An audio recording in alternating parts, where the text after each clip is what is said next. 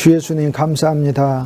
주 예수의 이름 안에 아름다운 귀한 종들을 만세전에 예정하셔서 주 예수님의 생명으로 이끌어 주시고 그리스도의 진리로 모아주시고 주의 일을 위하여 귀한 생애를 사용하여 주셔서 감사합니다. 우리 안에 주님을 사랑하는 사랑이 더 커지게 하여 주시고 주님에 대한 사랑만이 전부가 되게 하여 주셔서 이 사랑이 흘러넘쳐 수많은 이들을 그리스도의 긍휼과 사랑으로 공급하는 귀한 사역 우리에게 풍성하게 일어나게 하여 주옵소서. 우리의 눈을 열어주셔서 주님의 아름다움 보게 하여 주옵소서. 우리의 코를 여셔서 그리스도의 향기를 맡을 수 있게 하여 주옵소서. 주 예수님, 저희들의 무지와 연약함과 허물과 가련함 때문에 사람의 냄새들로 가득하여 주님의 영광을 가리우는 일이 너무나 많음을 주님 앞에 돌이키나이다. 우리를 불쌍히 여기시고 긍휼히 여겨주셔서 그리스도의 향료가 우리 안에 가득하게 하여 주시고 우리가 움직이는 곳마다 그리스도의 향기가 우리를 통해 흘러나올 수 있게 하여 주옵소서. 주님, 우리 입을 열어 주옵소서. 불평과 원망과 절망과 탄식 속에 있는 우리의 입이 아말렉의 입에서 이스라엘 백성의 입으로, 야곱의 입으로, 요셉의 입으로, 베냐민의 입으로 바뀌게 하여 주셔서 언제나 하나님을 찬송할 수 있게 하여 주시고 어느 곳에서나 주 예수의 이름을 부르고 외치고 증거하는 우리들 되게 하여 주옵소서. 주 예수님, 우리의 손을 당신의 손으로 사용하여 주옵소서. 섬기는 일에 빠르게 하여 주옵소서. 주 예수님, 우리의 발이 복음을 전하는 발이 되게 하여 주옵소서. 침륜에 빠져 머무르는 발이 아니라 그리스도 예수의 군병으로서 힘차게 주님과 발맞추어 행군하는 발이 되게 하여 주옵소서. 주 예수님, 우리에게 지혜와 명철을 주옵소서. 우리의 머리가 더 열리게 하여 주셔서 주 예수님의 아름다운 지식으로 가득하게 하여 주옵소서. 주 예수님, 우리 심령은 당신의 영에 더 부어지게 하여 주옵소서. 그리스도의 생명이 우리의 영 안에 깊이 자리 잡게 하여 주셔서 어느 곳에서나 아름다운 생명의 영의 사역자 되게 하여 주옵소서. 주 예수님, 무엇보다 우리에게 사랑을 부어 주옵소서. 주님의 사랑을 더 깨닫게 하여 주셔서 만인을 그리스도의 사랑으로 견인하는 우리 되게 하여 주옵소서.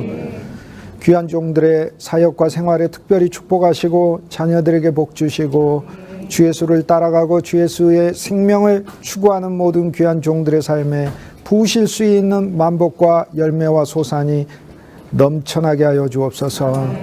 주 예수의 진리를 배울 뿐만 아니라 주 예수의 이름 안에 우리가 모이게 하여 주시고 묶이게 하여 주옵소서.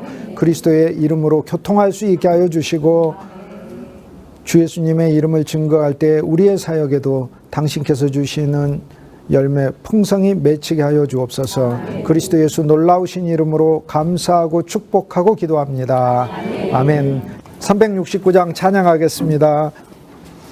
죄짐 맡은 우리 구주 어째 좋은 친구인지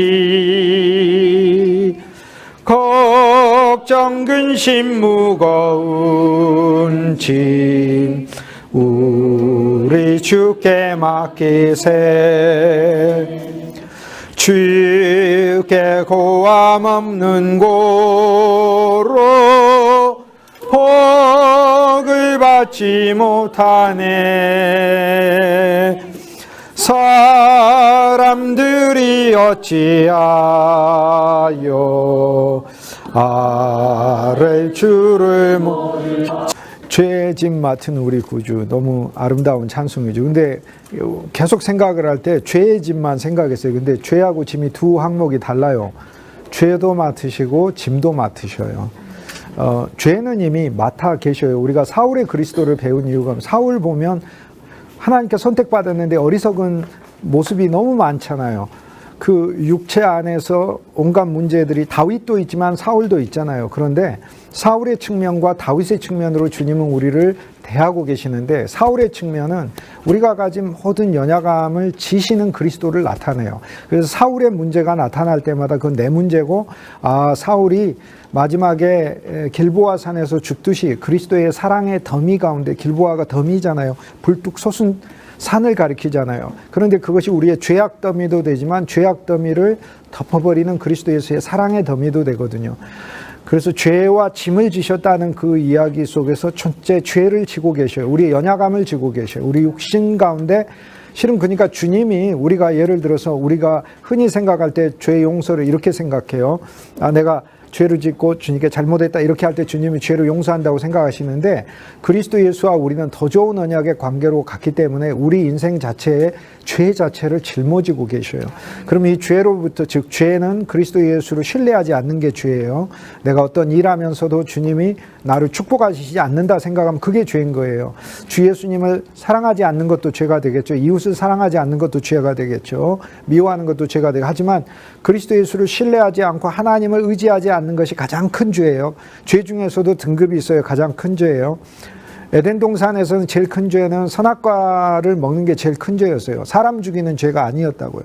그래서 하나님과 관련된 죄가 가장 큰 죄인 거예요. 우리에게는. 그런데 우리는 새 언약인데 예수 그리스도의 새 언약으로 영원히 주님과 연합이 되었어요. 연합이 되었기 때문에 우리는 본질과 존재가 그리스도 예수와 묶여야만 하는 존재인 거죠. 그런데 그리스도 예수께 우리가 더 나아가지 못하는 것이 우리의 사실 한계예요. 그런데 그 한계가 사울에게서 보이잖아요. 우리가 봤을 때 하나님이 사울을 선택하셨어요. 사도 바울이 자기 이름이 원래 사울이었잖아요. 사울에 대해서 이야기를 하면서 사도행전 21장에 그의 삶에 대해서 이야기를 하면서 하나님이 이스라엘 백성에게 사울을 주셨다고 이야기를 해요. 하나님이 주신 사람이에요. 그래서 우리는 사울 속에서 사울의 삶의 어리석음만 보는 게 아니라 사울의 삶의 어리석음은 사울도 그리스도를 나타내요. 주님은요 우리 속에서 나는 올바른 삶을 살아 너는 잘못되고 있지라고 지적하는 분으로 이렇게 우리 속에 계시자. 이게 율법이라고요. 주님이 죄와 짐을 지셨다는 건 내가 살고 있는 모든 내 환경 속에서 나의 연약함과 허물을 진짜 실제적으로 짊어지고 계신다는 거예요. 매일매일. 매일매일. 어떨 때는 내가 분노하여 막 미워하는 마음도 들죠. 그런데 그 순간 주님은 나의 분노의 짐을 짊어지고 계셔요. 그래서 우리는 더 분노를 품지 않고 그분께 우리의 분노를 드릴 수 있는 것이죠. 맡길 수 있는 것이죠. 짐을 맡고 계신다는 건 너무 감사한 거. 우리 다 일들이 있잖아요. 제가 아는 분 중에 한 분이 매출 때문에 걱정하더라고. 이 스토어 오너신데. 그래서 실은 주님과의 새 언약으로 나가라고 했어요. 새 언약으로 나가면 주님이 짐도 지시잖아요. 그러면 주님의 매출도 그분의 책임인 거예요. 매출도. 그래서 자기가 주님 밑에 관리자로 들어가면 훨씬 더 좋아요. 주님을 쪼면 돼요. 주님을. 이번 달 매출이 왜 이거밖에 안 나오냐고. 그러면서 주님을 쪼면 돼요. 사업도 마찬가지예요. 비즈니스도. 우리가 그리스도 예수를 주일날만 만나서 예배하는 분으로 하려고 해요. 그렇지 않아요. 주님은 매일매일 우리 삶 가운데서 우리의 모든 죄와 짐을 지고 계시는 분이시다. 성경이 구약, 신약이라고 할 때 약자가 언약이라고 그랬죠. 그래서 언약의 의미에 대해서 제가 지난 시간 이 여러 단어들을 통해 살폈잖아요. 이 구약에서는 제물을 놓고 쪼개서 함께 먹고 마심으로 하나님과 우리가 잔치를 갖게 되고 영원히 끊어지지 않는 관계가 되었다는 것이 그것이 언약의 의미고, 신약에서 디아데케 그럴 때는 우리 삶을 관통해서 모든 문제를 뚫고 가시는 하나님의 위대한 섭리와 사랑과 긍휼과 생명이 우리 앞에 놓여졌다는 거죠. 놓여졌다. 피할 수 없는 운명이에요. 여러분이 주 예수님을요 피할 수 있는 운명이 아니에요. 그렇기 때문에 그리스도 예수의 복음과 생명에 여러분과 나는 더 순종해야 되는 거예요. 피할 수 있는 운명이 아니라니까. 소명을 피할 수 있는 운명이 아니고요. 주님을 피할 수 있는 운명이 아니에요. 사울이 구약의 사울 말고 신약의 사울이 예수 그리스도를 핍박했잖아요. 처음에. 그러다가 다메섹으로 가는 길에 그리스도를 처음 만나잖아요. 주님이 하신 말씀이 뭐예요? 사울아, 사울아, 어찌하여 내가 나를 핍박하느냐? 너의 모습이 말이 가시를 뒷발질하는 거하고 같다라고 얘기하는 거예요. 자기 뒤에 가시가 있어. 그럼 뒷발질 해봐야 자기 발만 아픈 거예요. 말은 앞으로 가야 되는 거잖아요. 그런데 지금까지 사울이 타고 다녔던 그 말은 거꾸로 된 말이었어요. 율법의 말이요. 그리스도를 핍박하는 말이었어요. 그리스도께서 정한 사울의 인생은 그리스도를 위한 인생이에요. 그리스도를 위해 나가야 되는 인생이에요. 그런데 사울은 자기가 가지고 있는 지식과 자기가 가진 한계 속에서 그리스도와 반대되는 길로 자기 말을, 자기 인생의 모든 동력을 그리 몰았다 그 말이에요. 그런데 주님이 뭐라고 해요? 네가 하는 그 모든 행위가 뒷발질하는 것이고 뒤에 하면은 할수록 너는 가시덤불로 발길질하고 있는 거다. 그럼 네만 아프지라는 얘기를 말씀하고 계시는 거예요. 나와 여러분의 운명은 그리스도 예수를 그냥 믿어야만 되는 운명이 아니라 생명으로 가야만 하는 운명이에요. 주님께서 이것을 우리에게 말씀해 주신 거죠. 우리가 이제 구약, 신약을 할 때 약자가 언약, 우리는 이제 언약이라고 우리말로는 부르는데 우리말의 언자는 말씀 언자잖아요. 사실 그것도 우리말도 그 원어의 의미에 보면 죽음의 의미가 들어있는 것 같지도 않고 재물이 쪼갠다는 의미가 들어있지도 않은 것 같은데, 예를 들어 뭐 제약이라고 그러든지 재물의 약속이라고 그러든지 그렇게 이름을 만들어야 되는데, 우리는 원래 쓰고 있던 단어인 언약이라는 것을 가지고 우리는 하나님께서 세우신 우리 인간을 위한 그리스도 예수의 죽음과 부활을 통하여 일으키신 이 놀라운 이 사건을 통해 선물하신 모든 것에 대해 우린 그 명칭을 사용하는 거죠. 그런데 말씀 원자를 쓰고 있으니까 제가 봐서는 어느 한 면에서는 그 언약의 의미를 다 잘 표현한 게 아닌 것 같다라는 생각이 드는데, 그런데 어느 일면에 있어서는 저는 이런 생각은 듭니다. 우리가 언약이라고 하는 그 우리말의 그 이름 자체에서 말씀 원자를 사용함으로써 사실 하나님의 말씀이 이 일을 이루신다는 가장 전진된 의미가 있는 것 같아요. 어떻게 보면은 가장 원어적인 직역의 의미가 없는데 가장 전진된 의미가 있어요. 예수님의 언약이 우리에게 세워져서 죽음을 통하여 선물하시기로 한 모든 구원과 생명과 그분 안에 있는 모든 좋은 것이 우리 안에 어떻게 이루어지는가? 그것은 언약, 언자, 말씀 원자이기 때문에 그리스도의 말씀을 그리스도 안에서 그리스도를 얻기 위해서 배워감으로 우리 속에 이루어진다는 것이죠. 약자가 언약이 있지만은 성경에서는 언약만 있는 게 아니라 약속이 있어요. 여러분 집에 가셔서 찾아보시면요, 진짜 신기한 게 있어요. 우리가 약속이라는 말을 얼마나 많이 해요? 진짜 많이 하지 않습니까? 많이 해요. 심지어는 자녀 기르고 조금만 눈 뜨면 생일 선물 가지고 약속합니다. 아빠 나 이거 사주기로 약속했어 계속. 근데 구약 성경에는 약속이란 단어가 거의 안 나와요. 찾아가지고 저한테 한번 보여줘 보세요. 진짜 구약 성경에는 언약이란 단어가 나오지 그렇게 많이 사용하는 약속이란 단어가 구약 성경에는 거의 안 나와요. 신약에만 나와요. 이건 뭘 의미를 하냐면 성경 자체에서 재밌게 언약과 약속이라는 단어를 분리를 해놨어요. 그런데 핵심을 이야기하면 이거예요. 언약이란 건 그리스도가 죽음으로써 우리한테 약속해 준 거. 죽음으로 약속해 준 거. 약속이란 뭐냐면 살아서 지금 선물하시는 것을 약속이라고 그래요. 그렇기 때문에 신약에 있어서는 약속이라는 단어가 너무 많아요. 그러면 주님은 언약해 주셨어요. 주님의 언약을 우리가 약속으로 받았다는 것은 무엇을 의미를 해요? 그분이 부활하셨느니라 지금 살아서 당신이 언약하신 것을 지금 우리들에게 약속으로 주고 계신다는 것을 이야기하는 거예요. 이것이 언약과 약속의 차이예요. 언약은 죽음을 통하여 그분이 세우신 것을 의미를 하고 세우신 것 속에 항목을 말을 하고, 약속이란 부활하셔서 그리스도 예수께서 지금 나한테 주고 계시는 것을 의미를 해요. 그래서 구약은 예수님께서 살아계셔서 옛 믿음의 선진들에게 주었던 거를 지금 나한테 준다는 거 아니에요. 여기 보니까 옛 믿음의 선진들 보니까 아브라함도 있고 이삭도 있고 야곱도 있네. 그럼 그들이 받았던 그 복을 그리스도가 지금 살아계셔서 나한테 주신다는 거잖아요. 신약이라고 하는 거는 우리가 사울의 하나님이 있고 다윗의 하나님이 있듯이 더 전진된 오늘 우리들이 구약에 나와 있는 인생을 성공시키시고 이끄시고 모든 시리와 절망에 빠진 그 이스라엘 백성들을 주님께서 구출하시는 그 역사만이 있는 게 아니라, 신약은 딱 시작부터 구약의 세계하고 비슷한 것 같은데 약간 달라요. 구약은 창조 세계에서 바로 하나님이 천지를 창조해. 신약은요, 하나님이 천지를 창조한 세계가 새로운 언약이 아니라는 거예요. 우린 더 나은 언약으로 나아갔잖아요. 그렇다면 구약에 있는 그 많은 하나님의 믿음의 사람들로 우리가 믿음의 길을 걷게 하고 우리 인생길에 승리하게 하고 그 만복을 주는 것에서, 신약은 딱 처음 시작하면서 아브라함의 자손, 다윗의 자손, 예수 그리스도의 세계라라고 하면서 우리가 살고 있는 세계가 더 훨씬 더 좁혀진 세계며 더 큰 세계예요. 좁혀졌다는 것은 누구의 세계? 그리스도의 세계로 좁혀졌다는 거고, 큰 세계라는 것은 그리스도의 세계야말로 이 세상의 물질적 세계하고는 비교도 안 될 정도의 참 세계다라는 것이죠.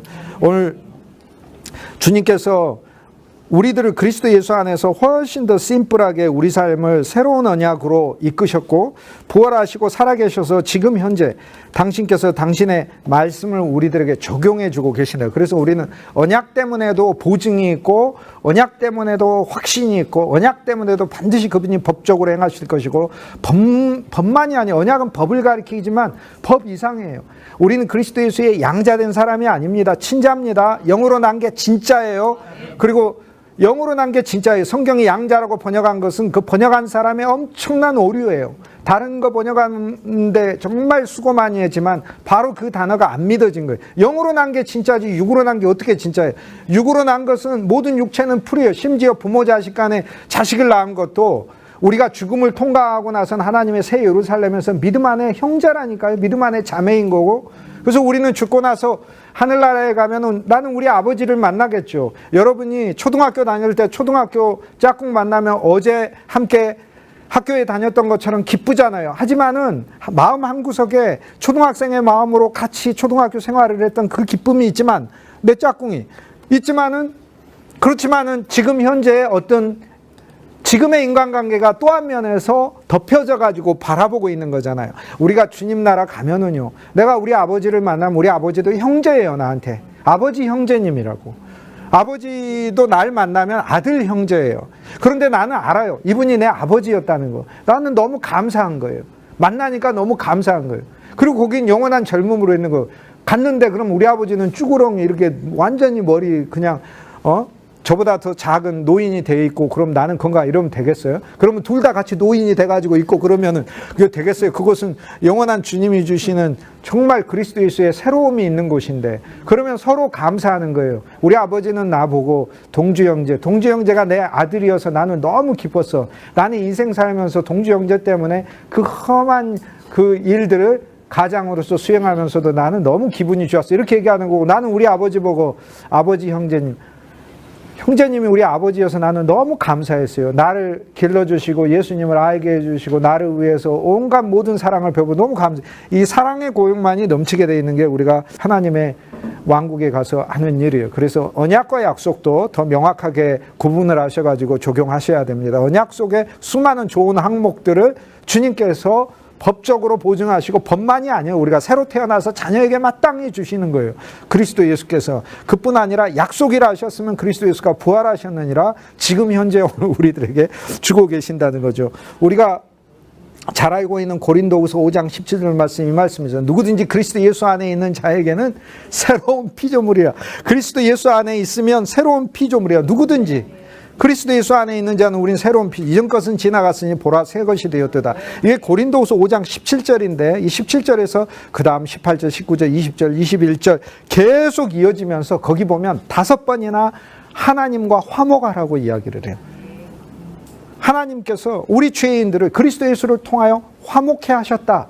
그러므로 너희는 그리스도 예수와 더 화목하라 라고 얘기하고 우리를 화목의 사자로 만들었다 라고 얘기해. 그러니까 예수님 안에서 화목이 이루어졌다는 거예요. 그래서 사춘기 소년처럼 방문 닫고 들어가가지고 특히 사춘기 소년들은 더하죠. 어머니한테 막 분노와 모든 거를 막 쏟아내고 그러잖아요. 그런데 그런 마음으로 하나님을 대하지 마시고 하나님께서 그리스도 예수가 우리의 화목이 되셔서 이 화목이라는 단어는요, 카탈라게라는 단어인데 섞여버렸다는 거예요. 분리할 수 없을 만큼 섞여버렸어요. 여러분 음식할 때 기름하고 반죽하고 거기 있는 소금하고 설탕하고 다 해서 섞어버렸어요. 그거 어떻게 분리해낼 건데? 분리해내려면은 뭐 어마어마한 과학적 작업을 통해가지고 막 분리를 해야 돼. 돈 많이 들어요. 집에서 스스로 분리 못해요. 그거 분리하려면은 분리하는 기계 막 몇십억 원짜리, 몇억 원짜리 사가지고 해야만 그래야만 분리가 되는 거예요. 집에서 그거 어떻게 분리할 건데? 소금 따로, 설탕 따로, 기름 따로. 그 기름도 그 안에 있는 거 다 따로, 밀가루 따로 어떻게 분리를 할 건데? 사람이 분리하려고 해도 온갖 종류의 분류기가 필요해요. 보통 기계가 섞는 거는 바가지 하나 사갖고 이렇게 섞으면 금방이에요. 금방. 분리하는 거는 이게 안 되는 거예요. 섞는 건 너무 쉬워요. 우리가 주 예수님 하면 바로 섞여요. 주님하고 나하고. 분리는요, 굳이 하자면 할 수 있어. 그런데 여러분 차원에서 할 수가 없어요. 왜냐하면 엄청난 특별한 기술이 필요해요. 여러분이, 주님과 여러분이 섞여져 버린 거를 분리하기 위해서는 엄청난 기술이 필요하고 돈이 없어서 그 기회를 못 사요. 인간은. 굳이 하자면 하나님이 막 분리시킬 수는 있겠지만 하나님이 왜 분리시키시겠어? 하나님이 자기가 스스로 세우신 예수 그리스도의 피의 언약을 그분이 왜 깨시려고 하겠어요? 그래서 우리가 주님 안에서 우리 마음을 안식하고 인생의 절망, 좌절, 분노, 여러 가지 혼란스러운 걱정 그런 거에 우리 마음의 배가 왔다 갔다 하지 않고 그리스도 예수께 닷을 내리고 끈을 메어놓고 주 예수의 이름을 부르면서 우리가 주님께 우리 인생이 늘 메어져 있을 때 그때 주님께서는 우리를 섞어놨기 때문에 당신이 우리에게 세우신 언약, 그 언약 속에 모든 좋은 항목들을 네가 가서 스스로 막 노력해서 가져와라. 그렇게 한 게 달나라 저기에다 숨겨놨다. 네가 우주선 만들어서 와서 가져와라. 그런 게 아니라 주 예수의 이름을 부르는 자는 구원을 얻을 뿐 아니라 로마서 10장에 주 예수의 이름을 부르는 자들에게 주께서 부요하시도다 라고 했기 때문에 주 예수의 이름을 부르면 주께서 우리 속에 이것을 살아계신 그리스도가 약속이시기 때문에 이루신다고 말씀하고 계시잖아요. 지금 이루신다는 거 얼마나 감사하고 놀랍습니까? 사무엘하 1장 합니다. 사실 제가 개인적으로 생각할 때 사무엘하 1장이 성경에서 제일 풀기 어려운 장 중에 하나가 아닌가라고 생각해요. 사무엘하 1장은 이렇게 세 번을 풀어야 풀리는 말씀이다라고 해요. 매듭하고 똑같다고 생각하시면 어떤 매듭은 샥 하면 풀리잖아요. 근데 어떤 매듭이 이렇게 풀었는데도 안 돼요. 이렇게 풀고 사실 그렇게 풀리는 말씀이다 이렇게 얘기할 수 있어요. 사실 성경은 이런 말씀이에요. 사두개인들이 부활을 부인하니까 예수님이 뭐라고 말씀하셨어요? 아브라함의 하나님, 이삭의 하나님, 야곱의 하나님이라는 말씀을 읽어본 적이 있느냐? 모세오경만 집중적으로 읽는 사두개인들이 왜 안 읽어? 맨날 읽지. 그런데 예수님이 뭐라고 말씀하셨어요? 그 기절이 부활의 증거래요. 아니 어떻게 아브라함의 하나님, 이삭의 하나님, 야곱의 하나님이 부활의 증거냐? 예수님이 뭐라고 말씀해요? 하나님은 산 자의 하나님이시지 죽은 자의 하나님이 아니라는 거예요. 그러니까 이들은 살아있다는 거예요. 지금 죽었으나 살아있다는 거예요. 그러니까 그 구절 자체가 읽는 관점이 달라요. 예수님 뭘로 읽고 부활로 읽고 생명으로 읽고 그리고 하나님의 언약과 하나님의 약속 가운데 그 규제를 읽는 거예요. 그런데 인간은 그냥 읽으면 옛날에 아브라함이 있었지, 옛날에 이삭이 있었지, 옛날에 야곱이 있었지 이렇게. 하나님의 말씀 성경 마찬가지예요. 사무엘하 1장도 마찬가지예요. 그리스도 예수의 생명으로 읽고 복음으로 읽고 은혜로 읽고 그렇게 읽어야 하는 것이에요. 사무엘하 1장은 처음 시작하면서 그 유명한 에게네토, 웨이히라는 그 첫 단어로 시작해요. 이것이 일어났다. 이것이 일어났다. 이게 뭘 이야기하냐면 우리가 주 예수를 믿는데 주님께서 반드시 일으키신 사건을 이야기를 해요. 주님께서 일으키셨다는 거예요. 이거를 에게네토라고 하잖아요. 반드시 일으키셨다. 누가복음에 보면 에게네토가 수십 번 나와요. 그게 뭔 얘기를 하냐면 에게네토가 이렇게 되었다라는 뜻이에요. 그렇게 돼요. 예를 들면은 우리가 인생이 그렇게 돼요. 아이가 자라면 학교 가게 돼요. 학교 가면 이런 일들 저런 일들 겪게 돼요. 사람이 예를 들어서 결혼하면 이런 일들 저런 일들 겪게 돼 있어요. 인생 살다가 보면 질병도 겪고 파산도 겪고 어려움도 겪고 배신도 겪고 실망도 겪고 겪게 돼 있어요. 돼 있는 것처럼 돼 있어요. 어느 누가 지금까지 여러분 중에서 살아오면서 나는 지금까지 단 한 번 눈물을 흘린 적도 없이 감사와 기쁨이 충만한 삶을 살았고 언제나 하나님의 은혜를 내 삶 속에 가득 채우면서 하나님께 영광된 삶을 단 하루도 어김없이 살았다. 이렇게 말할 수 있는 사람이 누가 있어요? 나는 지금까지 살면서 하나의 경제적인 어려움도 없었고 신체의 어려움도 없었고 심지어 나만이 아니라 우리 자녀들까지 어떤 어려움도 걱정도 염려도 없 이렇게 말할 수 있는 사람이 누가 있어요? 아무도 없는 거지. 인생은 그렇게 되어 있어요. 마찬가지로 그리스도 예수 안에서 육으로 난 게 육이면 영으로 난 게 영으로듯이 그리스도 예수 안에서 주님이 우리에게 주시는 풍성도 그렇게 되어 있다라고 얘기를 하는 거예요. 주 예수의 이름을 믿고 걸어가는 길에 주님이 우리에게 그렇게 주시기로 되어 있다라고 하는 거예요. 그래서 사실 예수님이 나를 믿고 니들 정말 나의 증인으로서 열심히 살아라고 약속해 주시죠. 그런데 그 이면에 그렇게 하시는 이유가 뭐냐면 내가 너희 길이기 때문에 그렇다라고 얘기를 하는 거예요. 어쨌든 너희는 내 위에 걷게 돼 있다라고 말씀해 주시니까 얼마나 감사해요. 그래서 우리가 예수님의 길을 걸으려고 노력하지 않아도 우린 예수님의 길 위에 있어요. 길 위에 있다고요. 기차하고 똑같아요. 기차를 타서 어느 누가 기찻길로 내가 열심히 달려야지 하면서 좌석에 앉아가지고 계속 보면서 이쪽으로 틀어져야 되는데 이렇게 하는 사람이 어디 있어요? 우리를 조정하고 우리를 움직이시는 분은 그리스도 예수이기 때문에 그분이 우리 길 되셔요. 길 되셔. 그래서 우리가 길 대신 그리스도 예수 안에서 왕성하고 기쁘게 주님이 나가라고 하는 거죠. 사무엘하 1장 처음 시작할 때 에게네토로 시작해요. 그런데 2장이 다른 장하고 특징적인 것은 에게네토가 즉 이렇게 되었다라는 게 3번이나 등장하는데 뭐에 대해서 이야기하면 이렇게 되었다. 어떤 게 되었다. 사울이 죽은 후에 다윗은 아말렉을 이겼다라고 얘기해요. 사울은 죽은 후에 다윗이 아말렉을 이겼다는 게 당연히 일어났다라고 얘기를 해. 이게 무슨 말씀이에요? 자, 아브라함이 하나님, 이삭이 하나님, 야곱이 하나님이면서 지금부터 4,000년 전에 아브라함, 이삭, 야곱이 하나님을 잘 믿는 다음 살았구나. 이렇게 읽는 게 아니라 아브라함이 하나님, 이삭이 하나님, 야곱. 아브라함, 이삭, 야곱은 하나님이 부르신다면 살아있는 자들이구나. 부활한 자들이구나. 하나님의 약속과 축복을 받은 이것이 부활의 증거구나. 이렇게 읽듯이 사울이 죽은 후에 다윗이 승리하였다. 다윗이 승리하고 이기고 돌아왔다는 그 말씀은 우리에게 무엇을 가르쳐요? 사울의 죽음은 그리스도의 죽음이야. 근데 다윗의 승리도 그리스도의 죽음의 이면이라는 골로새서 2장에 십자가로 패배하셨느니라가 아니라 십자가로 승리하셨느니라. 예수님을 사실 조롱하고 예수님을 못 박았던 자들은 거꾸로 로마서 6장에 보니까 너희 옛사람이 그리스도 예수와 함께 십자가에 못 박힌 것을 알지 못하느냐라고까지 얘기해. 우리는 살아난 새 사람이 됐는데 새 사람조차 내가 그리스도와 함께 십자가에 못 박혔나니 그런즉 이제 내가 산 것 아니 오직 내 안에 그리스도께서 사신 것이라 새 사람조차도 그리스도인 것을 말을 해주고 있는 거예요. 그러니까 예수님을 못 박은 모든 자들은 예수님에 의해 못 박혔어요. 예수님을 조롱하는 모든 자들은 오히려 복음에 의해서 조롱당하는 거예요. 거꾸로.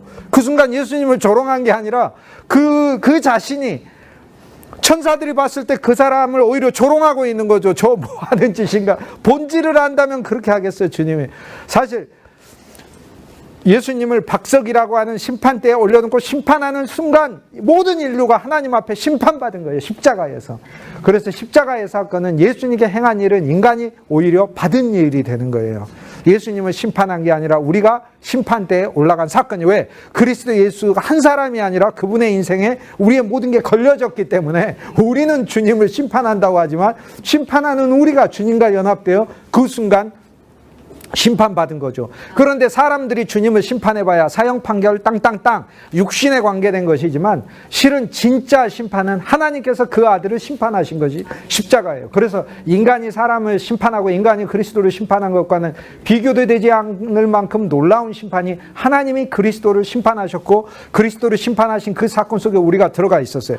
그런데 영적인 눈을 열게 하니까 사울의 죽음의 이면에 다윗의 승리가 있다. 즉 사울로서 우리는 그리스도와 함께 죽었고 다윗으로서 승리하는 존재로서 주 예수의 십자가 안에서 다시 살았다는 거예요. 그래서 골로새서 2장에 그리스도께서 십자가로 승리하셨느니라. 십자가로 원수와 정사와 권세의 무장을 해제를 하시고 우리를 다시 살리셨다라고 얘기를 하잖아요.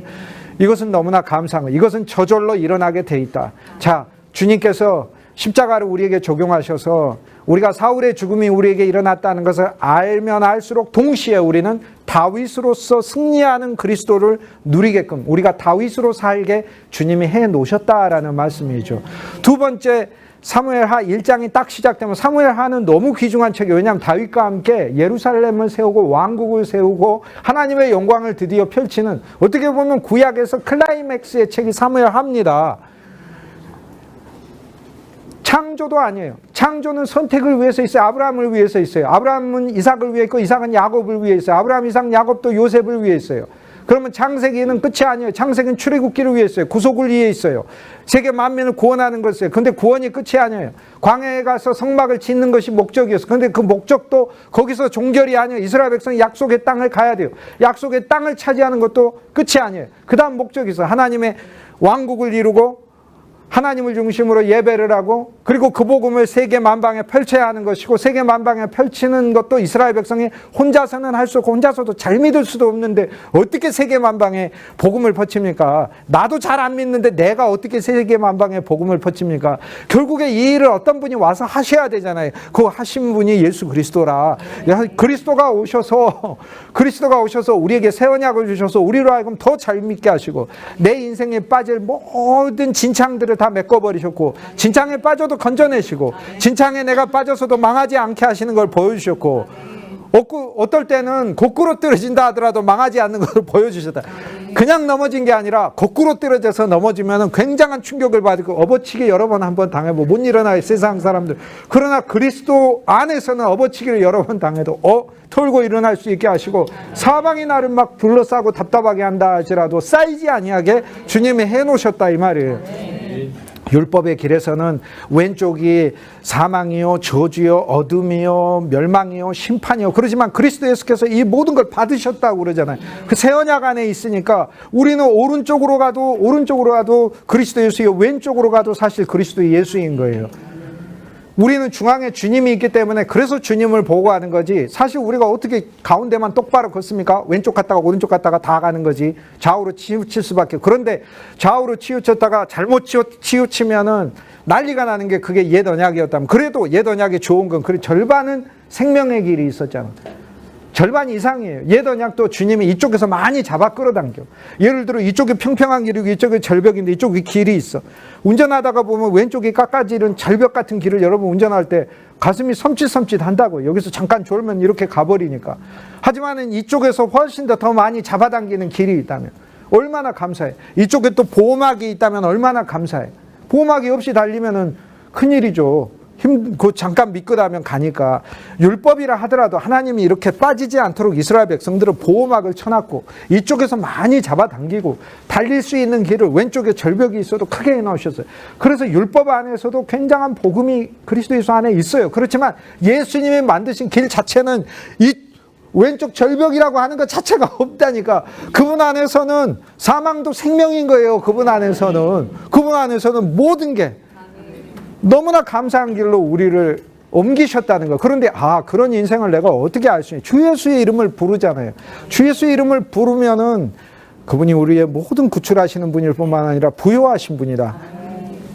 얼마나 쉬운 길로 우리가 해놨어요. 그래서 에게네 또 이것은 일어나게 돼 있다. 제일 첫 번째 일어나게 되어 있는 것은 사울의 죽음, 우리에게 일어나게, 그리스도의 죽음이 우리에게 일어나게 돼 있고, 주님이 우리에게 죽음을 날마다 적용하고 계셔요.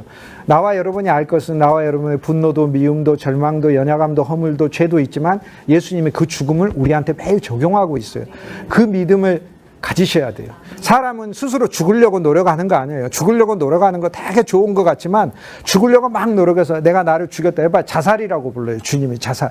나는 그런 죽음 원치 않는다라고 주님이 얘기하죠. 그리고 네가 널 죽여봐야 결국엔 네가 널 죽였다고 자랑하고 다닌다고. 우리는 십자가에서 그리스도와 함께 죽은 거예요. 그러니까 주님이 죽으려고 노력하는 게 아니라 넌 죽었다는 걸 깨달으라는 거예요. 그 죽음을 적용하는 거예요. 대신 다윗이 승리했다.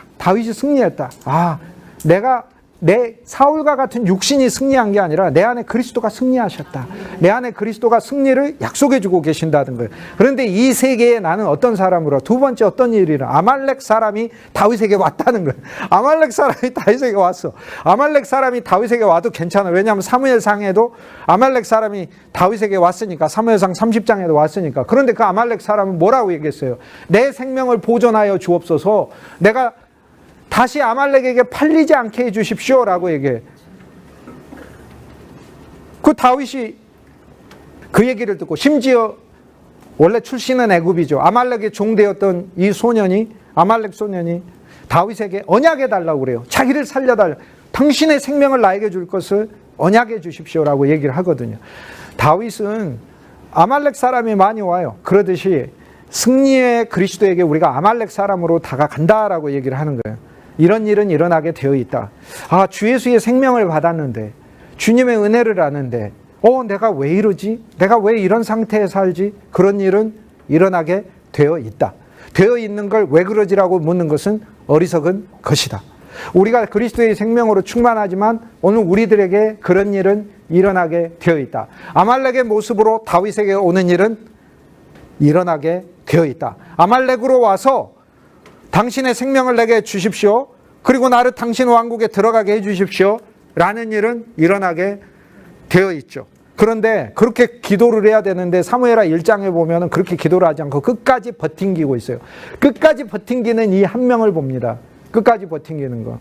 이 아말렉 청년이 사울하고 이야기할 때는 사울하고 이야기할 때 사울 왕이 죽어가면서 아말렉 청년이 뒤에 있었잖아요. 그 뒤를 돌아서서 아말렉 청년을 보면서 너는 누구냐라고 물어봐요. 너는 누구냐? 십자가에서 그리스도가 우리한테 물어보는 거죠. 너는 누구냐?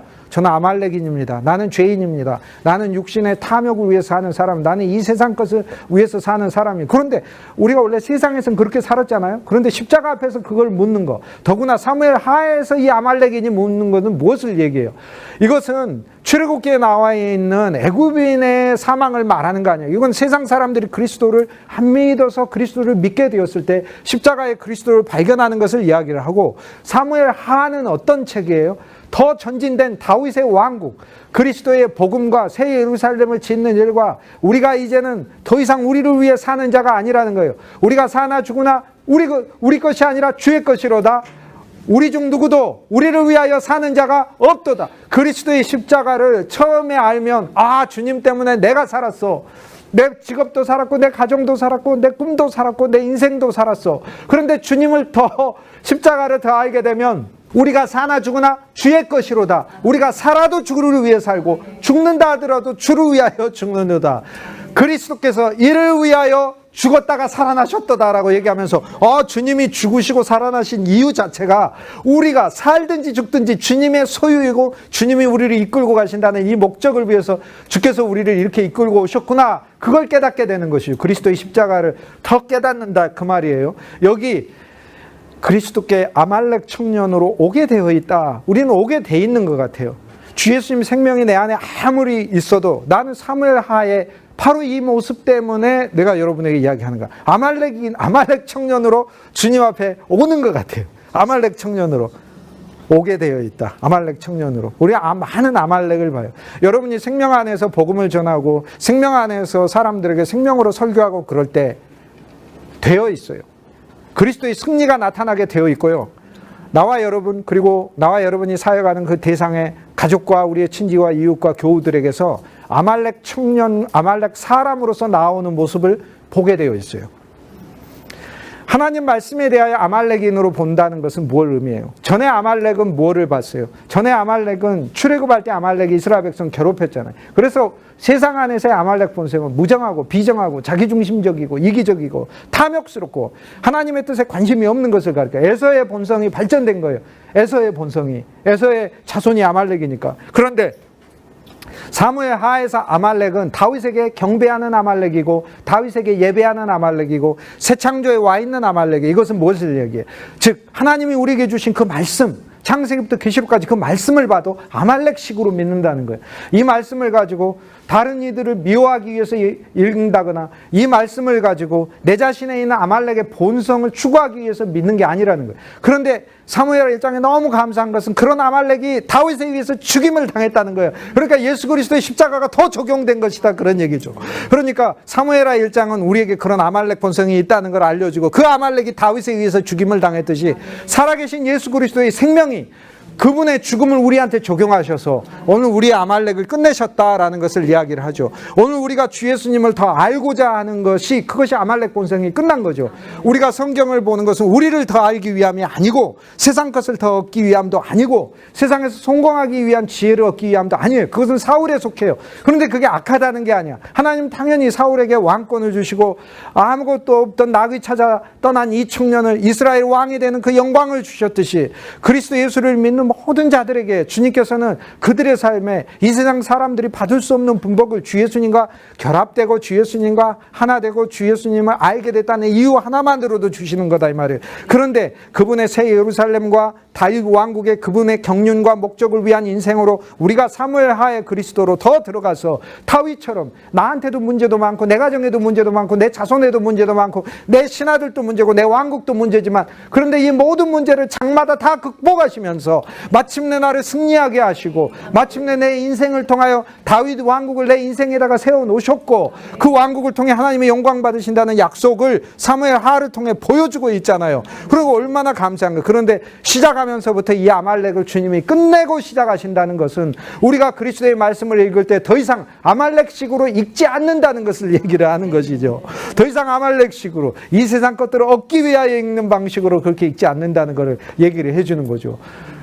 하나님의 교회를 섬기고 세워갈 때 우리는 사역자도 아말렉식으로 그리스도 앞에 나오고 성도들도 아말렉식으로 나오는 거예요. 아무리 설교를 해도 고백이 나는 아말렉 사람이에요 이 얘기가 결국엔 나오고, 그렇게 설교를 했는데 맨 끝에 다시 질문 5번째 또 물어보는데도 너는 누구냐 하는데도 아말렉 사람이에요 아니라 더 전진해가지고 나그네 아들입니다라고 얘기해요. 기업하고 아무 상관이 없고, 나는 이렇게 살다가 떠돌다가 죽을 테니까, 나는 이 교회에 정착도 안 하고 그냥 나는 생명에 정착도 안 하고 나는 이렇게 뱅뱅 돌다가 나는 나그네로 죽을 테니까 그냥 그리 아시라고, 이렇게 하는 얘기하고 똑같아. 그런데 그렇게 이야기를 하니까 심판받아 죽었다가 아니고, 사무엘하 1장은 그리스도 예수 안에서 그런 우리가 끝났다는 거예요. 그럼 뭐만 남아있는 거예요? 주 예수님을 기업으로 삼고 이스라엘 백성으로 우리 정체성이 그리스도 예수 안에서 남았다는 것을 계시하잖아요. 이게 얼마나 감사합니까?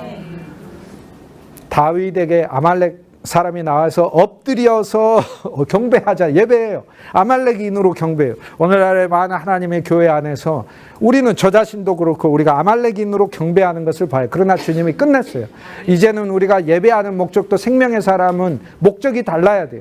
우리는 우리 자신을 위한 목적으로 하나님께 예배하는 거 아니에요. 주 예수님을 더 알고 주 예수님을 소망하고 그리스도를 아는 지식이 가장 고상하고 주 예수님을 사랑하여 우리는 예배드리는 것이고, 어떠한 환경과 형편에서도 그분의 목적과 그분의 뜻과 그분의 사역과 그분의 경륜을 이루기 위하여 우리 존재가 있다라고 하는 천연적인 타고난 본성 안에서 다윗을 만나는 그 아말렉이 있어요. 있지만은 그런 걸로 가는 것은 사흘째에 끝났잖아요. 그리스도의 부활의 날에 끝났잖아요. 사흘째에 죽임을 당하듯이 너무 끝났잖아요.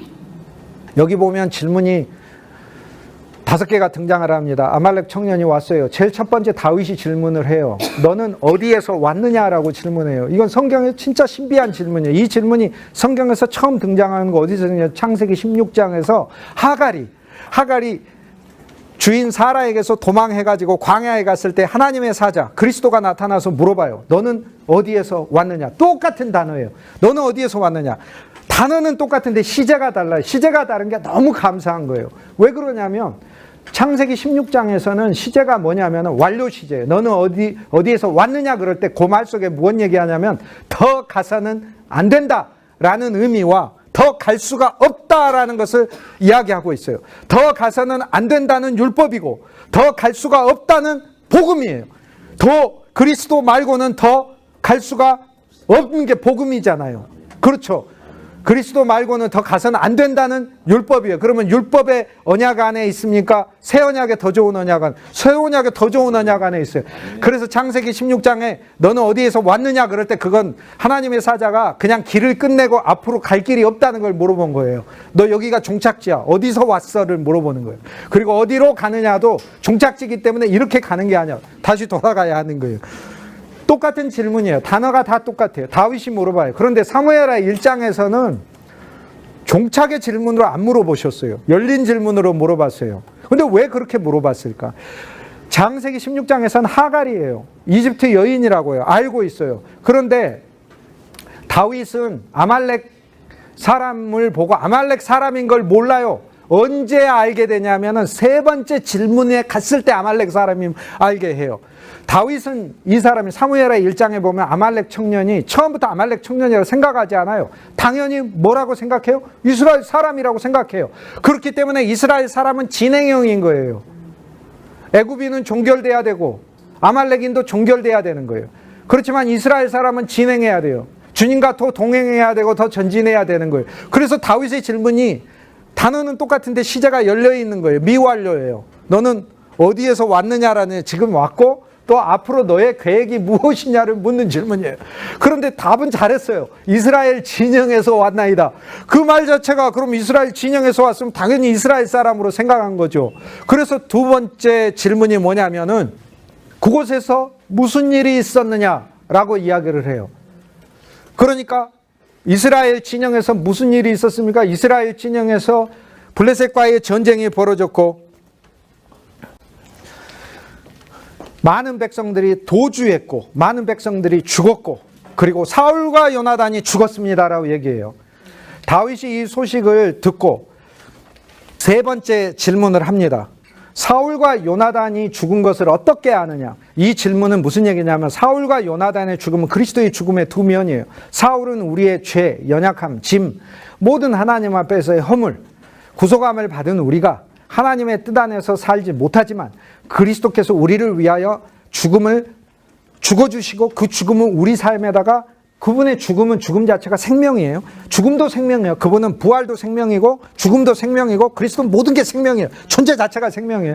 그래서 그리스도는 그분의 죽음을 우리한테 놓으시면서 오늘 우리들에게 사울이라고 하는 우리의 연약함과 모든 죄들을 다 지고 계시고 그 구주의 은혜가 얼마나 감사해요. 여러분 화내시면서도 그리스도께 감사하면서 화내셔야 돼요. 그래야 화가 그리스도께 진짜로 잡혀요.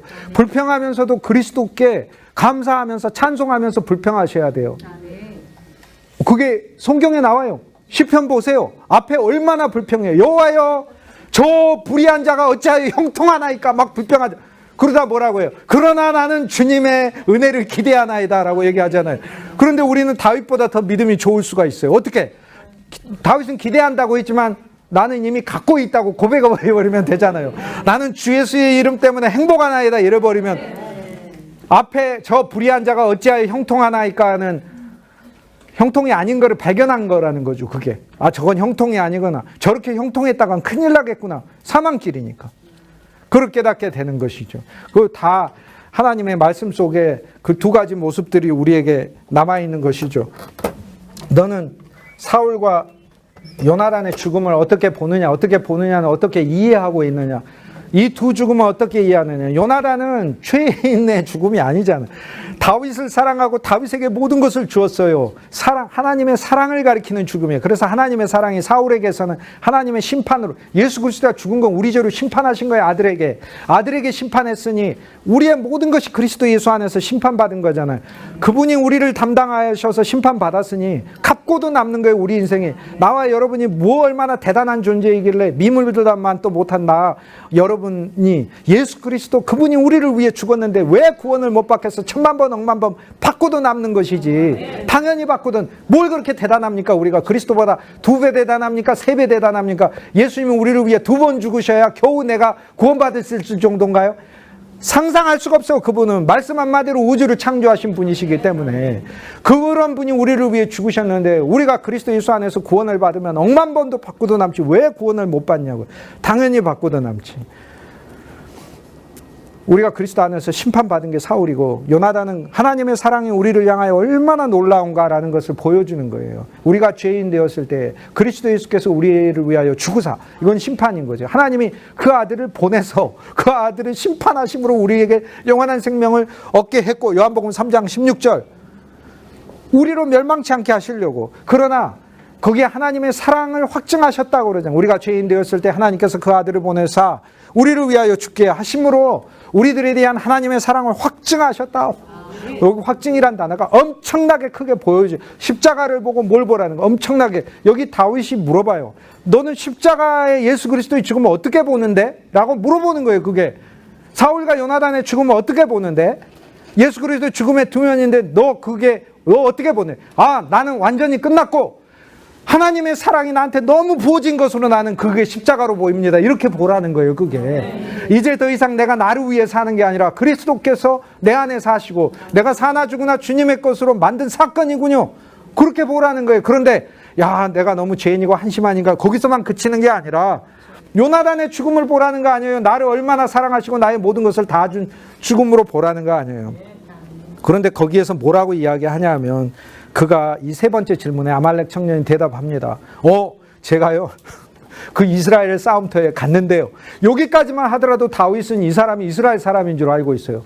자기 입으로 아말렉 사람이라고 이야기를 해요. 이야기하는 중에. 그리고 마지막에 질문을 또 하는데도 끝까지 아말렉 사람이라고 얘기하고 우리 조상도 아버지도 아말렉 사람이고 나는 아말렉 사람 아들이고 나는 나그네고 끝까지 우기고 있단 말이에요. 그런데 우기고 있으니까 새 창조에는 안 속하는 거 아니에요. 그리스도 예수 안에 있는 자는 누구든지 피조물인데 새로운 피조물이라고 선언은 하는데 혼자서 매일 아침 계속 주님 앞에 우기는 거예요. 나는 끝까지 아말렉입니다. 나는 끝까지 옛 피조물입니다. 나는 끝까지 옛 사람입니다라고 매일 주님하고 대결하는 거하고 똑같다 이 말이에요. 고린도후서 5장 17절에 누구든지 그리스도 예수 안에 있으면 새로운 피조물이라 했는데도 매일 주님의 말씀이 그렇게 우리 앞에 있는데도 매일 우기고 있어.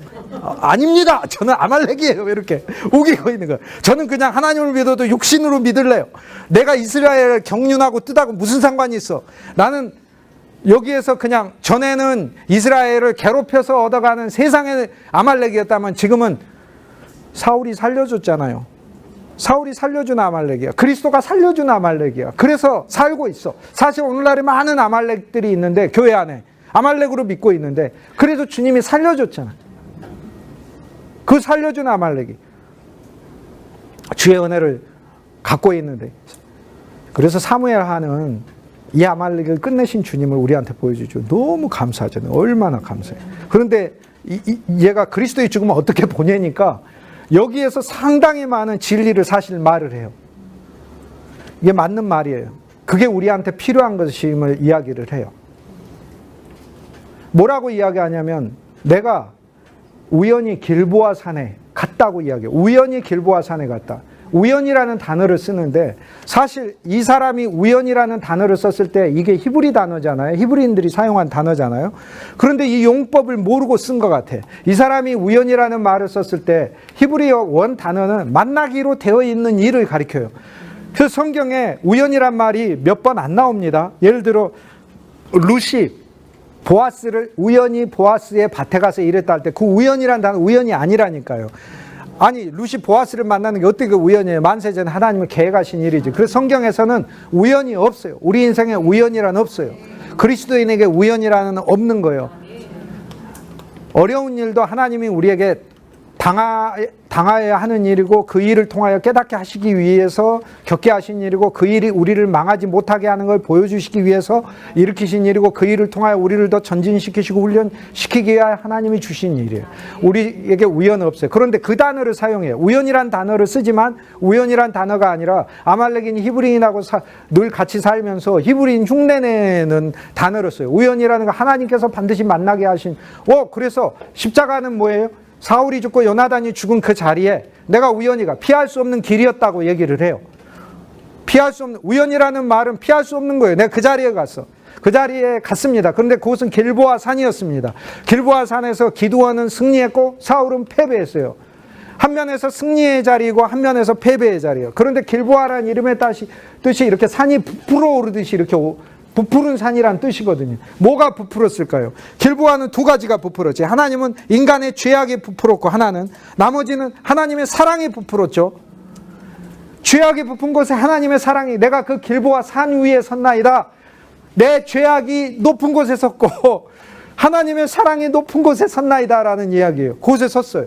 그곳에 섰더니 그곳에서 사울이 뒤를 돌아 사울이 자기 창에 의지하여 있었다라고 얘기해요. 사울이 자기 창에 의지하여 있었다. 이게 얼마나 엄청난 말씀이냐면은 거기에서 사울이 자기 창에 의지하고 있었다는 그 이야기가 그리스도 예수의 외로운 모습을 보여주고 있잖아요. 군대는 패배하고 도주하였고 십자가에서 예수 그리스도의 모습이 그랬죠. 주님을 죽기까지 따른다 하면서도 다 도망갔잖아요. 결국에는 그리스도의 길에 모두 무서워서 도망가고 주님을 좋아하는 조차도 배반하지 않는다 하더라도 저 멀리서 지켜볼 수밖에 없었고, 그런데 그리스도는 외로이 죽으셨잖아요. 시편 22편 1절 딱 시작하면서 하나님이 어찌하여 나를 버리셨나이까? 엘리 엘리 라마 사박다니가 시편 22편 1절 아니에요? 시편 22편은 십자가의 장이잖아요. 거기에서 수많은 하나님의 사람들이 그리스도 예수의 고난이 얼마나 깊은 것인가를 발견하게 우리로 하여금 읽게 만든 시잖아요. 우리는 시편 23편은 잘 알죠. 여호와는 나의 목자시니 내게 부족한. 그런데 그 앞편이 바로 시편 22편. 시편 20편 십자가에 대한 장이에요. 바산의 황소처럼 나를 몰고 나를 십자가에 매달고 저들이 나를 찔러대고 내게 관을 씌우고 나를 모욕하고 나를 죽이고 나에게 신포도주를 먹게 하고 하나님이 어찌하여 나를 버리셨나이까? 이게 시편 22편이에요. 그런데 한 장 넘기면 갑자기 여호와는 나의 목자시니 내게 부족하 이렇게 나와요. 그거 왜 그럴까요? 시편 22편에 십자가에서 끝내셨으니까. 울어도 못하고 죄를 씻지 못해. 힘써도 못해. 말과 뜻과 행실이 깨끗하고 착해도 다신하게 못해. 참아도 못해. 믿으면 하겠네. 십자가에 달려서 예수 고난 보셨네. 끝냈다고 하시잖아요. 나를 구원하시니 예수밖에 없네. 얼마나 감사해. 나를 구원하시니 예수밖에 없네. 시편 23편의 풍성은 진짜 이해가 안 되잖아요. 부족함이 없는 그리스도, 우리 안에 오신 예수 그리스도가 생명이잖아요. 그 생명을 누릴 때 진짜 주님이 내 삶에 부족함이 없는 것으로, 부족함이 부족함으로 느껴지지 않는 인생으로, 정말 진창을 걸어도 마른 땅을 걷는 것처럼 하고, 높은 산을 걷는다 할지라도 내 발을 사슴과 같이 해서 위험하지 않게 하시고 걸리게 하셔서 걷게 하시는 그리스도의 놀라운 풍성을 알게 하시는 거, 이거는 상상할 수 없는 거죠. 그런데 이 모든 풍성이 어디에 있어요? 시편 22편, 그리스도 예수의 십자가를 통해, 끝내심을 통해 시편 23편이 오는 것이다. 그 시편 22편에 하나님이 어찌하여 나를 버리셨나이까, 하나님이 자기의 사랑하는 아들을 버려야 될 정도로 우리의 옛것이, 아말렉과 블레셋과 모든 가나안 족속과 애굽의 족속과 나중엔 두로와 시돈까지 모든 것이 다 끝내야 될 정도로, 이 땅에 있는 모든 것이, 심지어 나 자체도 끝나야 될 정도로. 그러나 너무 행복한 거죠. 왜? 우리는 그리스도의 충만으로 주님이 약속하시고 그리 이끌고 가시기 때문인 거죠. 그런데 그 모습 속에서 사울이 자기 창에 기대고라는 것을 보는 거예요. 아말렉인이 말하는 것은 진짜 사울을 잘 관찰하고 얘기를 했어요. 사울의 외로운 모습, 사울의 괴로운 모습, 그것을 얘기를 했어요. 그리스도는, 근데 사울은 도대체 뭐 때문에 그랬는가? 사울은 뭐 때문에? 사울은 이스라엘 왕국 때문에 그랬어요. 사울은 자기 목적 때문에 그랬어요. 그런데 하나님 말씀 너무 신기하잖아요. 화를 맞아가지고 트라우마, 깊은 상처가 나서 칼에 엎드러졌어요. 또 거기 지금 죽음 직전이잖아요. 숨을 쉬고 있잖아요. 그런데 그 사울이 뒤를 돌아보고, 여기 아말렉인이 뭐라고 했냐면, 그 사울이 뒤를 돌아 자기를 불렀다라고 얘기해요. 뒤를 돌아. 아니, 그래서 성경 말씀은 뭘 얘기하는 거예요? 아니, 그가 뒤를 돌든 누워서 부르든 무슨 상관이 있는데, 도대체 왜 이 대화가 있는데, 이 아말렉인이 다윗에게 와서, 그냥 다윗에게 와서 이스라엘 왕국을 세우는데 어마어마한 공을 세웠다, 뭐 그러면은 이 이야기가 길게 적어져도 상관없을 것 같아요. 아니, 와가지고 끝을 보니까 죽었대. 그냥 그 무엇을 이야기를 하는데, 사울을 그 자리에 죽인 사람, 우리 그리스도 예수를 십자가에 못 박은 오늘 우리, 그런 우리조차도 그리스도 안에서 끝났다. 하나님이 우리의 정체성을 예수 그리스도 안에서, 그분의 부활 생명 아래서 너무나 명확하고 명료하게 새롭게 세우시려고 하는 게 사무엘하 1장이라는 거예요. 그래서 그리스도의 십자가를 보고 여기에 나오는 사울의 이해되지 않는 모습이 주님이 우리에게 말씀하시는 영적인 언어들인 거죠. 주님이 뒤를 보고 자기 창에 기대 십자가에 계신 그 그리스도께서 우리에게 물으시는 거예요. 뒤를 보고, 뒤를 돌아서, 우리가 그분 뒤에 있으니까, 우리를 지고 가시니까 뒤를 보고 가까이 오라고 그래요. 그래, 가까이 갑니다. 가서 물어봐요. 너는 누구냐라고. 불렀다라고 얘기를 해요. 불렀다. 예, 이렇게 불렀겠죠. 예. 청년아, 이렇게 불렀겠죠. 여러 번. 근데 이 부르다란 단어가 히브리어 카라란 단어인데, 이 단어가 처음 어디서 사용되냐면, 놀랍게도 창세기 3장에서 아담과 하와가 범죄했을 때 여호와께서 아담과 하와를 카라, 부르시니라고 했어요. 그리고 그보다 더 앞서서는 어디서 나오냐면 창세기 1장에 하나님께서 빛이 있으라 하심에 빛이 있었고, 하나님이 빛을 낮이라 부르시고 어둠을 밤이라 부르셨더라. 부르심이 나와요. 그래서 하나님의 창조, 하나님의 구속, 그 부르심의 언어예요. 사울이 십자가에서 우리 죄를 지고 이스라엘의 죄를 지고 이스라엘의 연약함을 지고 죽는 그 모습 속에 그리스도의 모습이 있어요. 그 죽으시는 모습 속에 사울이 패배한 건 우리의 패배를 그리스도가 지셨다는 거예요. 그건 나와 여러분의 삶의 패배까지도 그리스도가 지셨다는 거예요. 너무 감사하잖아요. 패배를 십자가에 못 박아버렸으니 얼마나 감사해요. 주 예수를 부르면서 나아가는 우리의 인생길에 주님은 어떤 일이든지 승리만 있게 하잖아요. 요셉이 노예로 가도 승리요, 죄수로 가도 승리요, 요셉이 무슨 일을 해도 승리, 형들이 팔아버려도 요셉은 승리인 거예요. 죄수로 가도 승리인 거예요. 하나님께서 약속하신 놀라운 복의 인생으로 바뀐 것을 볼 수 있죠. 불렀다. 불러고 가서 너는 누구냐라고 불러서, 그때 대답은 좋은 고백을 했어요. 저는 아말렉인입니다. 아말렉인이 전쟁터에 있다는 건 영광스러운 거예요. 아말렉인이 십자가에 와 있다는 건 영광스러운 거예요. 너무 영광스러운 일 아닙니까? 예수 그리스도의 십자가에 우리 아말렉인이 와 있다는 건 나는 아말렉 사람입니다라고 얘기를 해요. 그러자 사울이 뭐라고 얘기해요? 너는 내 위에 서서 내가 가진 창을 가지고 나를 찌르라. 내 위에 서서라고. 가까이 와서 원문에 보면 내 위에 서서라고. 뭘 이야기해요? 연합해 죽으라는 거 아니에요. 연합해서 그리스도 예수 안에서 죽었어요. 그 순간 사울이 죽으면서 아말렉인의 정체성도 실은 죽은 거예요. 가까이 서서 연합해서. 얼마나 감사한 이야기예요. 그때 사울이 뭐라고 이야기하냐면 이렇게 얘기해요. 내 생명이 온전히 내게 있어. 내게 고통이다라고 얘기해요. 내가 살아야 되는데 죽어가서 고통이다가 아니고 생명이 온전히 내게 있어. 내게 고통이다라고 얘기해요. 그게 진짜 신기한 표현이에요. 왜 신기하냐면 여기서 그리스도의 음성 들어야 돼요. 우리가 어떻게 이 표현에서 그리스도의 음성을 듣죠? 그러니까 사무엘하 1장은 사실 성경에서 그리스도 예수의 생명 안에서 제일 난이도가 높은 거. 이건 아말렉, 도대체 그 아말렉 청년한테 사울은 무슨 얘기를 한 거고, 아말렉 청년이 다윗에 와가지고 이보고를 하면서 도대체 무엇을 말하려고 하고, 이것을 성경에 적어서 하나님께서는 우리에게 그리스도의 무엇을 말하려고 하는가. 내 생명이 내게 온전히 있대. 아니 왜 온전히 있어? 거의 죽어가고 있지. 그런데 온전히 있대. 성경의 원문은 온전히 있다고 그러고 번역도 온전히 있다고 얘기를 했어요. 온전히 있어. 왜 온전히 있어? 예수 그리스도 안에 있는 그 죽음이라 할지라도 죽음 안에 영원한 생명은 온전히 있는 거예요. 온전히 있는데 그게 왜 고통인가? 복음은 뭐예요? 복음은 예수님이 와서 내가 곧 길이다 진리야 생명이다가 복음이에요? 그거 복음 아니에요. 예수님이 혼자서 길이고 혼자서 진리고 혼자서 생명이면 슬픔인 거예요. 요한복음은 내가 곧 길이고 진리고 생명이고, 주님이 요한복음을 통해서 계속 권면했던 것은 나는 생명의 양식이고 생명의 음료니 나를 먹고 마시라 해서 생명이 나한테 있는 게 아니라 내가 너한테 가야 되는 것이고, 요한 1서에 가면 요한 1서 2장에 뭐라고 얘기를 해? 아들이 있는 자에게는 생명이 있고 아들이 없는 자에게는 생명이 없잖아요. 아들의 고통은 아들한테 생명이 있는 게 고통이 아니라고요. 아들한테 생명이 온전히 있는 것은 아들에게 고통이라고요. 이 생명이 공급되고 십자가에서 생명이 흘러가야 이게 주님의 행복인 거예요. 히브리서 2장 10절에 뭐라고 주님이 말씀하셨어요? 하나님께서 그 아들을 고난을 통해 온전하게 하시는 이유는 많은 아들들을 영광으로 이끌기 위함이라고 그러잖아요. 많은 아들들의 영광. 그 속에서 그 사울의 고백, 생명이 내게 온전히 있어.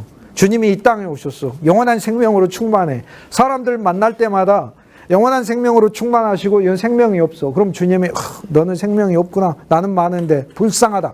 다음 사람. 이렇게 가는 게 아니라 한 사람 한 사람한테 물어보신 거야. 너는 누구냐? 아말렉입니다. 그런데 이게 우연이 아니라 네 인생 필연이다. 십자가의 산 위에 선 거 필연이다. 죄악 더미에 산에 섰고 하나님의 사랑의 더미에 산에 선 거 필연이다. 아말렉인입니다. 그러냐? 너의 아말렉인을 끝내자. 너 죽는 자리에 내가 죽겠다. 이삭이 죽는 자에 어린 양이 죽듯이 너 죽는 자리에 내가 죽겠다. 칼을 뽑아서 내 위에 서서 나를 찌르라. 내 생명이 내게 온전히 있어 고통이라. 여러분, 그리스도의 생명은 주님께 온전히 있는 게 아니고 그 생명이 오늘 우리들에게 늘 교통돼야 되는 거, 이것이 진짜 중요하다는 인식을 나와 여러분이 정말 이 진리를 붙들어야 합니다. 이게 사울이 자기 창에 기대가지고 혼자 있을 때 거기에 있는 많은 사람들이 다 도망가고 십자가의 길에서 도망가고, 그러나 그 십자가의 길에서 사울이 죽었잖아요. 결국에 모든 죽음은 사울의 혼자의 죽음으로 남기는 것이야말로 아말렉식으로 예수 그리스도를 믿는 것이다. 사울이 혼자 죽은 게 아니라, 즉 그리스도가 혼자 죽은 게 아니라 우리가 그리스도와 함께 십자가에 못 박혔다는 거죠. 그거를 보는 것이 오늘 우리들에게 필요한 것이죠. 그의 위에 서서, 곁에 서서가 가까이 바로 위를 이야기를 해요. 그를 죽였다라고 얘기해요. 근데 우리가 사무엘상의 마지막에 보면 사울이 자결해 죽지 않았는가. 그런데 여기 보면은 아말렉 청년이 죽였다고 하잖아요. 근데 사울이 자기 칼에 넘어졌는데 거기에 보면은 자기 칼에 넘어지고 이후에 사울의 부하들이 사울이 죽은 것을 알고라고 해서 이 사이에 일어난 일이 사무엘하 1장에 나온 것임을 알 수 있어요. 이 사무엘하 1장에 나오는 아말렉 청년이 사울을 죽였다는 얘기가 진실이 아니면 다윗은 큰 죄를 저지른 일이 돼요. 왜냐하면 다윗이 아말렉 청년을 다른 죄목으로, 예를 들어 네가 왕의 것을 훔쳐와 이렇게 죽였다면 형벌이 좀 과했네 이렇게 되는데 죄목이 뭐였냐면 기름 부음 받은 자를 죽였기 때문에 너는 죽는다라고 얘기하거든요. 그러니까 만약에 안 죽였다면 다윗은 굉장히 무고한 사람을 죽인 셈이 되는. 그래서 사무엘하 1장은 이 원문을 자세히 읽다가 보면 아말렉인이 거짓말을 말하는 게 아니라는 걸 알고 다윗도 이 보고를 진실하게 받아들이는 것을 알 수 있어요. 그러면 그리스도의 죽음이 사무엘 상에서 자발적으로 죽는 죽음을 보여주지만 사무엘 하에 보면 오늘 우리들이 그를 못 박은 자임을 알려주는 죽음을 계시하고 있는 거죠. 거기에서 뭘 가져왔어요? 왕관을 가지고 오고 팔찌를 선물로 받았어요.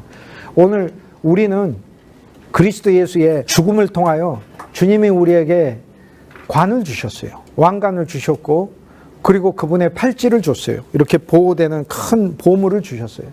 그런데 그것을 가지고 와서 다윗에게 줘요. 여기까지는 그래도 괜찮은 것 같아요.